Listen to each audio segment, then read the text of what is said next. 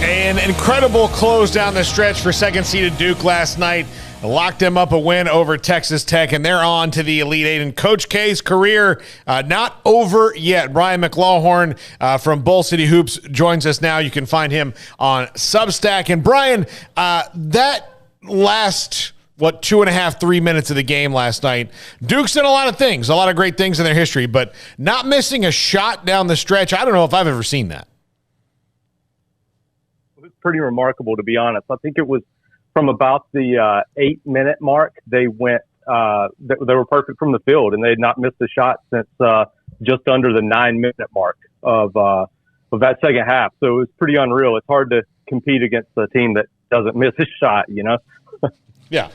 Yeah. So what has been, as you've kind of followed them along with the Coach K farewell tour that ended in Cameron Indoor very poorly, and after that, have things kind of changed for this team after they kind of let their guy down in his last home game?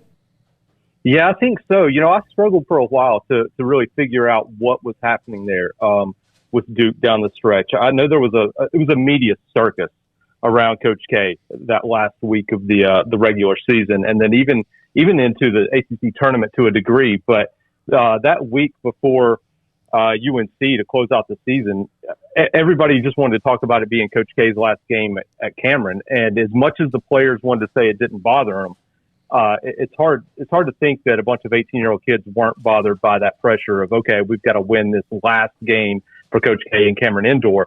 And like I said, they didn't really admit to that. So I do think it impacted them. And early on, I didn't know that it was as big of a deal. But once you start seeing them here in the NCAA tournament, where they've embraced more of the idea that, you know, this is also potentially our last game as a unit. It's not just Coach K's; it's potentially our last game as a unit.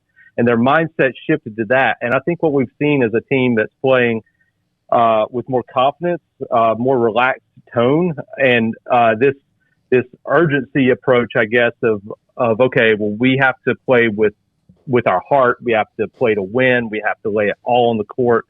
And we weren't necessarily seeing that in that final stretch. I think they were pressing a little bit. So I do sense a little bit of a difference, and particularly over these last two games against Michigan State and Texas Tech, where they closed out those last 5 to 7 minutes as strong as they've closed out any game this season. And that was kind of an Achilles heel for them at times. They lost several games that were close down the stretch throughout the ACC schedule. So I think we're seeing a toughness to them now, and where they're really buying into that this is their run, not necessarily Coach K's run. Brian, as I'm sure you saw, a lot of people were heavy on Texas Tech in this game, and they had a great year, and they've got a very good team. But just what were your impressions of the Red Raiders and checking them out up close and personal last night? Yeah, I mean, that defense, it reminded me a lot of the South Carolina defense in 2017, I believe it was, that beat Jason Tatum and Luke Kennard, that team, in the second round of the NCAA tournament. Those guys are physical, they're relentless, and, you know, it takes a tough team, you know, from a mindset standpoint and physically to really handle that and be prepared. And I don't think Duke was necessarily prepared for that right out of the gates. I think they were nervous, and they expected some physicality because Michigan State gave a little bit to them. But that's a tough defense, and honestly, it didn't surprise me because those guys have under that coaching staff. And I know it's his first year there, but as the head man, but you know, they have this relentless toughness, and it showed last night. Those guys that's a really good team.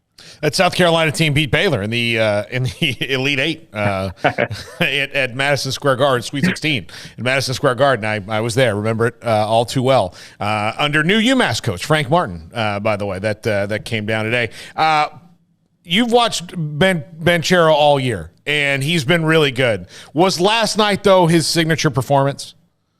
Yeah, absolutely. I think the thing we saw from him last night, and it's something that Coach K and his staff has been harping on all season, and we've seen flashes of it. But he's had a tendency to play more of a finesse game at times, and they want him to be physical and aggressive. And what we saw down the stretch was a guy who was thinking about nothing but winning the basketball game. He wasn't thinking about being flashy. He wasn't thinking about trying to take a guy off the dribble. He just wanted to make plays. And when he's in that mindset, you get what we saw last night. And we've only seen glimpses of that. But what we saw last night is the very reason that guy is a potential number 1 pick in the NBA draft. So just in terms of this year, how would you kind of describe the circus and just the year itself up until this point? I mean, obviously it's not done, and they've got Arkansas coming up, and they want to finish it off right for Coach K. But just in terms of comparisons to years past, I mean, just how much of a circus has this been?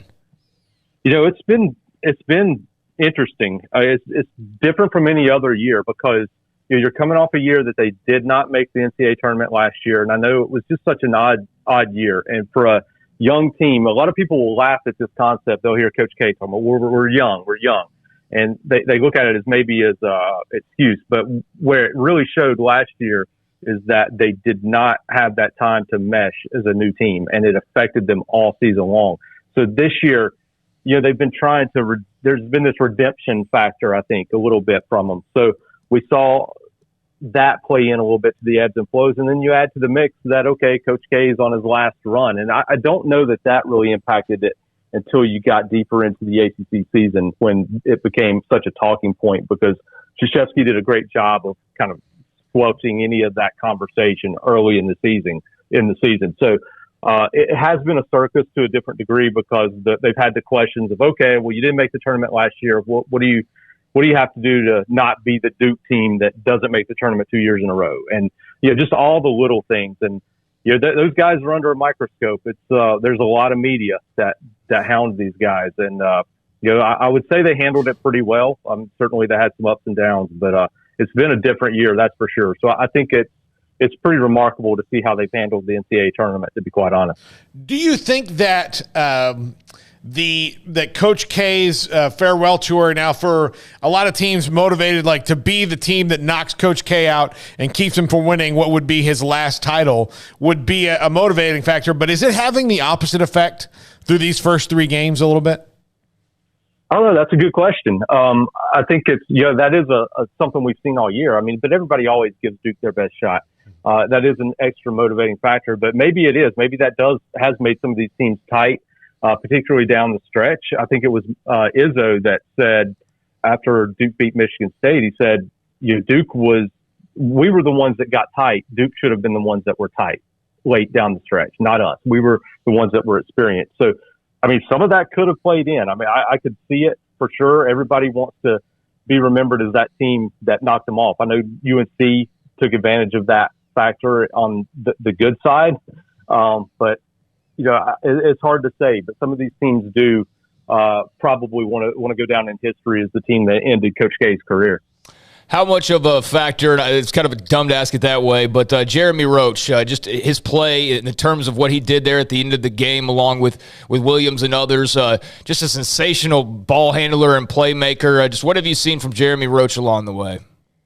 Yeah, Jeremy Roach, I don't think Duke would be where they're at right now without Jeremy Roach, particularly over the last 2 games. But it's something that's been building since mid-February when Trevor Kills went down briefly with an injury and Roach was reinserted into the starting lineup. But what we've seen the last 2 games, and particularly last night, he changed the whole dynamic. Duke struggled with that Texas Tech defense, but what Jeremy Roach did is he's just so relentless in attacking the basket. And these defenses can't collapse on him because if you do, you saw what Mark Williams did early in the second half when they tried that. You see what Banchero does when defenses try to collapse on one specific player. So they were giving him an opportunity to get to the hoop, and Jeremy's been so confident that he can make those shots. And it's really unreal to think about how far along he's come from last year and even just really through the first half of this season, because if you had have asked me 2 months ago, would Jeremy Roach be the guy we're talking about in the NCAA tournament as the catalyst for some big wins down the stretch, I'd say not in a million years. And it's been pretty impressive to see how he's handled it, and he's showing a different gear that none of us have really seen over the last 2 years that he's been at Duke. Brian, what do you think about Arkansas coming up on Saturday? I haven't delved in a whole lot with them, but I expect some pretty similar things. I know they don't have quite the highly rated defense in regards to statistics and national recognition that Texas Tech had, but I expect another team that's going to be physical, tough, well coached. I know Chris Likes didn't play a lot in their game yesterday, but that guy's very familiar with Duke from his time at Miami, and he's always played well against Duke. So I think they're going to have some insight on how Duke likes to attack, and Arkansas is tough. I mean, it's going to be another battle. I don't expect anything less from that game than what we saw last night and what we saw with Duke and Michigan State. Brian McLawhorn, Managing Editor, Bull City Hoops. Find him on Substack and on Twitter. Brian, thanks so much for jumping on the show. Short notice today. Enjoy the games this weekend. And look, if Duke's in the Final Four, we're going to have to get you back on and talk about that run again. Absolutely. We'd love to do it. Appreciate you guys having me on. All right. Thanks a lot, Brian. There you go. We've got Grace